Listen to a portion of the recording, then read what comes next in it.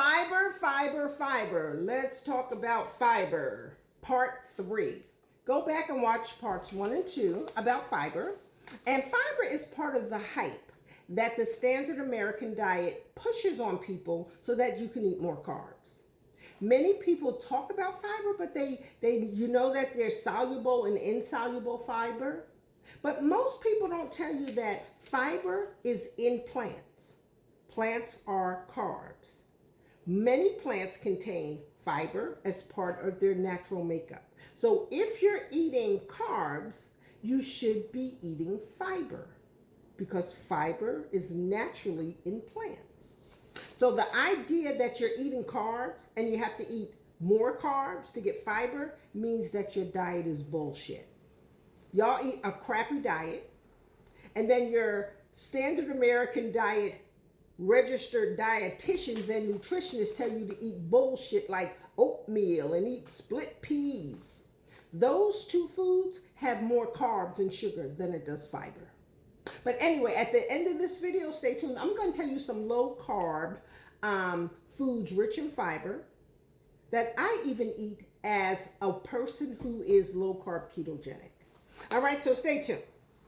Now, I'm not against fiber. I eat lacto-fermented foods. I eat microgreens that I make myself, right? I have a garden in the back. I eat above ground vegetables.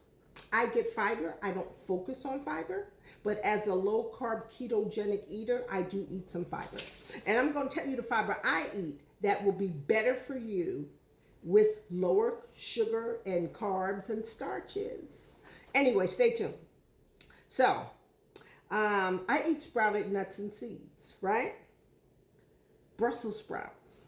So according to a Harvard-trained psychiatrist, Georgia Ede, dietary fiber is not essential for human life or health, right? Dietary fiber is not essential for human life or health.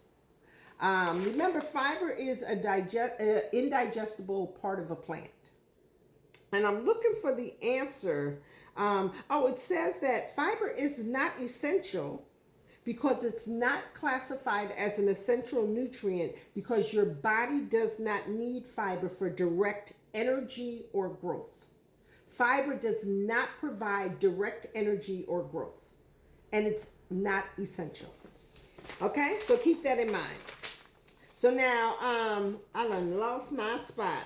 Georgia Ede says that it's not required for human life or health. Now, on her platform, Diagnosis Diet, she famously dismisses standard recommendations to consume high amounts of fiber, characterizing them as myth or pulp fiction. Fiber is not a nutrient. Fiber is indigestible plant material that human enzymes cannot break down. They say you eat it because it feeds your gut microbiome, but you don't need beans to feed your gut microbiome. It's not required because the human body does not absorb or require it for cellular function. She argues it's biologically non-essential. And potential downsides, which many of you experience. I know a lot of my vegan friends experience this. She suggests that high fiber intake can sometimes cause digestive distress, gas, bloating, or cramping via bacteria fermentation in the colon. Y'all know y'all get beans, the natural food. The more you eat, the more you toot, whatever they say, right? So instead of everyone being carb and fiber pushers, because when they push fiber, they're pushing carbs. They're telling you to eat foods that are high in carbs, high in sugar, and low in fiber. Remember, there is no fiber plant. There is no plant that has all fiber, right? I get inulin. I get beta glucan. I get my chicory and my Jerusalem artichokes. Those contain prebiotics, right? So you can get lower carb prebiotics. You can get lower carb fiber. You could feed your microbiome like I do and not get all the sugar that comes along with these high carby foods that they're recommending that you eat for fiber. It's bull. But anyway, so that people ought to encourage you to eat real, whole, nutrient-dense food that your body can identify, recognize, and utilize. They're telling you to eat more fiber because, once again, you eat bullshit. Your food is nutrient deficient. You eat crap. You eat ultra-processed foods. You eat fake food. You eat seed oils. So I guess they're trying to tell you to eat these things to kind of better your diet, right? But just eat real, whole, nutrient-dense foods.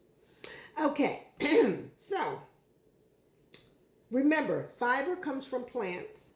Plants are carbs. Fiber is carbs. Carbs are not essential as a macronutrient, which means fiber is not essential as a macronutrient. Fiber is carbs. Now, see, they don't tell you like that because they don't want you to know that fiber is carbs. They don't want you to connect fiber with carbs. So they kind of say it's a special type of carb. Fiber does not stand alone. Fiber comes as part of a plant, right? So in the other video, and I want to make sure I have time, I said like they recommend oatmeal. 1 cup of oatmeal has, 1 cup of cooked oatmeal has 4 grams of fiber and 28 grams of carbs. 1 cup of split green peas has 16 grams of fiber and 119 grams of carbs. These are not fiber sources, they are sugar sources. They are carb sources. Don't let them keep fooling you, because pretty soon y'all gonna blame yourselves. You can't blame people for pulling the wool over your eyes twice. All right, but anyway, I'm gonna tell you some low carb fiber foods if you want to get your fiber without all the carbs and sugar, without all the gas and all the bloating, right? If you want to feed your microbiome, if you want to give good bacteria to feed your body, I recommend fermented foods, sauerkraut, pickles, kimchi, water kefir, kombucha, milk kefir. Those are some of the things, but you want a variety. So here are low carb, high fiber foods. Flax seeds, chia seeds, avocado, sprouted almonds, unsweetened coconut, blackberries, raspberries, pistachios, cauliflower, broccoli, asparagus, eggplant, purple cabbage. And notice, these are lower in carb, and they have decent amounts of fiber. For example, chia seeds. 1 ounce serving of chia seeds has 10 grams of fiber to 12 grams of carbs. Chia seeds are excellent if you're looking for the fiber, right? They also have some protein. Chia seeds for the win. Mumford Method approved. Brussels sprouts. Y'all need to learn how to eat above ground vegetables. Brussels sprouts, 6.5 grams of fiber per cup of cooked Brussels sprouts, 8 grams of carbs. Still has more carbs, but it's not as big of a gap.